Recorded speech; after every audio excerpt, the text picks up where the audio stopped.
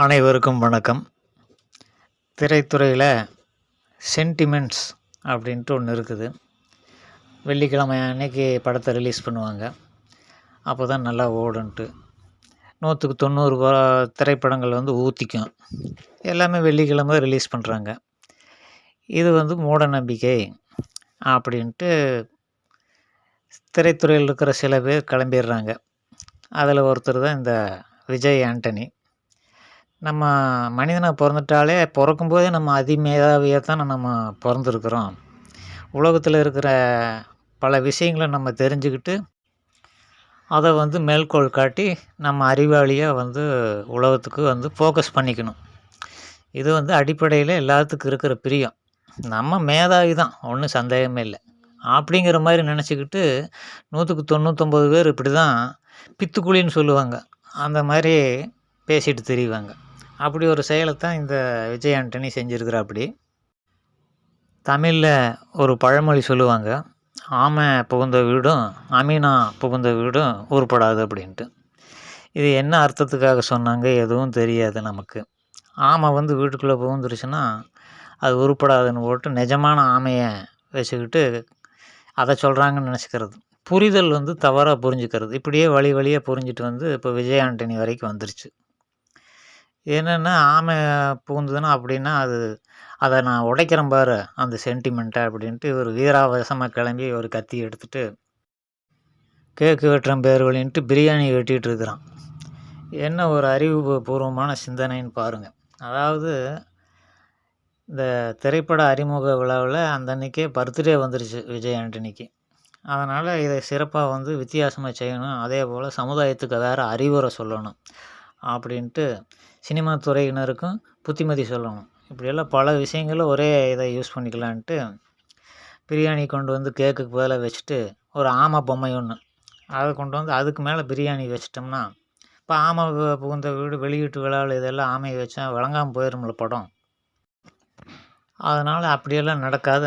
பார் ஆமையை வச்சு புகுந்த வீடு உருப்படான்னு சொல்கிறாங்க, நான் ஆமையை வச்சு இப்போ அதுக்கு மேலே கேக் வச்சு வெட்டி இந்த பிரியாணியை வச்சு வெட்டி எல்லாத்துக்கும் கொடுத்துட்டு வாயில் வேறு நடிகைக்கு ஊட்டி விட்டுட்டு அதுக்கு பிறகு படத்தை வெளியிடுறேன், என்ன ஆயிரும், ஆமாம் புகுந்த வீடு உருப்படாமல் போயிடுமா அப்படின்னு கேள்வி கேட்டுட்டு வீராவேசமாக இந்த வேலையை பண்ணியிருக்கிறாப்படி. அடிப்படையில் கூமுட்டைகள் அப்படின்னு சொல்லுவாங்க. இந்த முட்டையில் பொங்கோட ஏதோ சத்துணவு கூடத்தில் கூமுட்டை போட்டாங்க அப்படின்ட்டு அந்த மாதிரி இருக்குது கதை.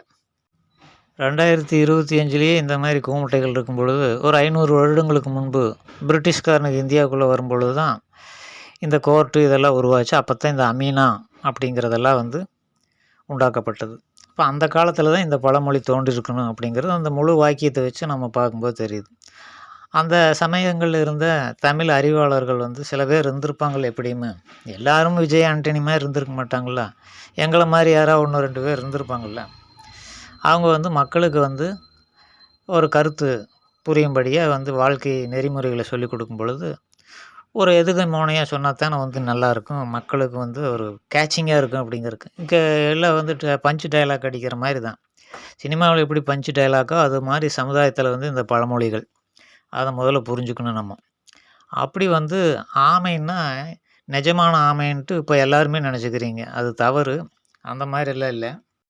அதாவது கல்லாமை, அதாவது படிப்பறிவு இல்லாமல் இருக்கிறது குடும்பத்துக்கு ஆகாது.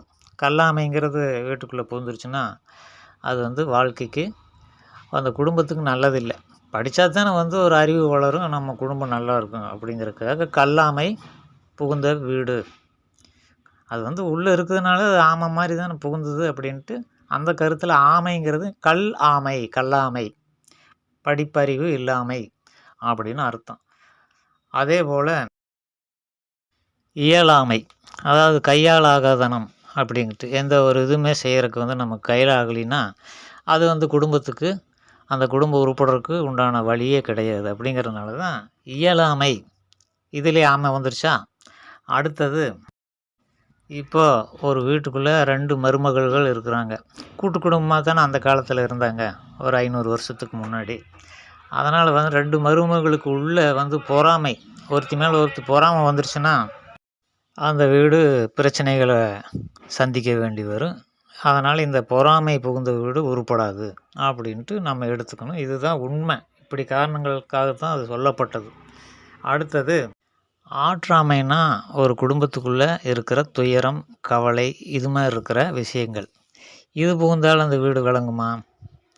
ஆக பொறாமை, ஆற்றாமை, இயலாமை, கல்லாமை, நல்லா சிந்திச்சு பார்க்கணும். இந்த ஆமைகளைத்தான் பெரியவங்க சொல்லியிருக்கிறாங்களே ஒழிய நிஜமான ஆமையை பிடிச்சிட்டு வந்து இவன் காமிச்சிட்டு இருக்கிறான். இவன் ஒரு கிறுக்கன்னா சமுதாயத்தில் எல்லாருமே இது வரைக்கும் கிறுக்கணுங்களாக தான் இருந்துகிட்ருக்குறீங்க. இதெல்லாம் தெரிஞ்சுக்கணும். சின்ன வயசில் குழந்தைகளுக்கெல்லாம் அது வந்து இதனுடைய நோக்கம் என்ன, இதெல்லாம் சொல்லி கொடுக்கணும். சும்மா இப்போ ஃபோனை வச்சுட்டு விரல் தேயிற அளவுக்கு மொன்னையாயிர குஷ்டரோகி மாதிரி விரல் தேஞ்சு போகிற அளவுக்கு ஃபோனை வச்சு தேய்ச்சிட்டு கிடக்குறீங்க. அடுத்தது, அந்த காலத்து மெய்யறிவாளர்கள் வரிசையில் இப்போ நானும் சேர்ந்துருக்கிறதுனால நம்மளும் ஒரு ஆமையை இதோட ஆட் பண்ணிக்கணும் இல்லையா? அந்த வகையில் செல்லாமை. இப்போ மொபைல் ஃபோன் என்னென்னு சொல்கிறோம்? செல்லுன்னு தான் சொல்கிறோம். அப்போ செல் ஆமைனா மொபைல் ஃபோன். அது புகுந்த வீடு விளங்குமா அப்படிங்கிறதையும் யோசனை பண்ணி பாருங்கள். இது வந்து அருமையான ஒரு கருவி. இந்த ஆமை வந்து சிறந்த ஆமை தான், அதை பயன்படுத்துகிற விதத்தில். இப்போ எல்லாருமே ஆமையாட்டு தான் அது புகுந்த வீடு உருப்படாதுன்னு சொல்கிற மாதிரி தான் இருக்குது எல்லார் கையிலையும். தேவையில்லாத விஷயங்களையும் மோசமான விஷயங்களையும் தேடி தேடி பார்க்கக்கூடிய ஒரு சூழ்நிலையும் இந்த மாதிரி நிலவிட்டுருக்கிறதுனால செல்லாமை புகுந்த வீடும் உருப்படாதுன்ட்டு நம்ம புதுசாக ஒன்று சேர்த்திக்குவோம். வீட்டில் இருக்கிற யாருக்குமே ஒன்றுமே தெரியாது அப்படிங்கிற மாதிரி அறியாமை. கல்லாமையை விட மோசம் இந்த அறியாமை. படிக்காதவங்க இருக்கிறவங்க கூட அறிவோடு இருப்பாங்க. இது வந்து சுத்தமாக அறியாமை. பாவப்பட்ட ஜனங்கள் மாதிரி இருப்பாங்க.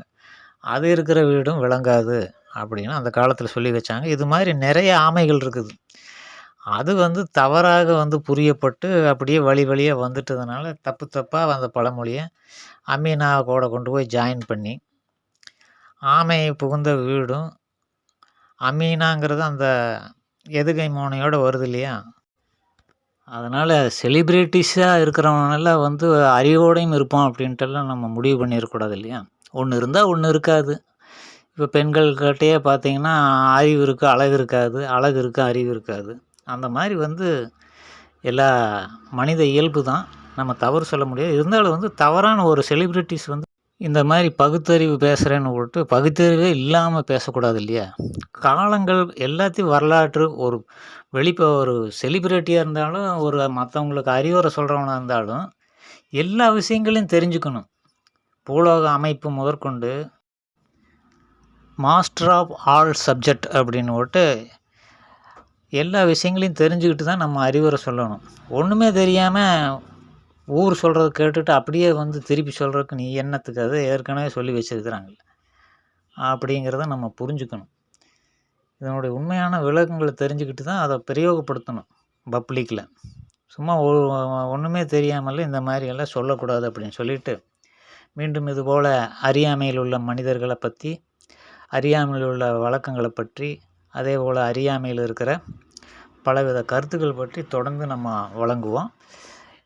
இதை வந்து மற்றவங்களுக்கு ஷேர் பண்ணால் தான் இதனுடைய உண்மையான பொருளை எல்லோரும் தெரிஞ்சுக்கிறது நல்லது இல்லையா? குழந்தைகள் முதற்கொண்டு இதையெல்லாம் தெரிவிக்கணும். இதெல்லாம் வந்து இதற்கான தோன்றுனது பழமொழி, இதை இப்படியெல்லாம் நினச்சிக்காதீங்கன்ட்டு சொன்னால் தானே குழந்தைகளுக்கு புரியும் அப்படின்னு சொல்லிவிட்டு மீண்டும் இன்னொரு அருமையான வீடியோவில் உங்களை சந்திக்கிறேன். நன்றி.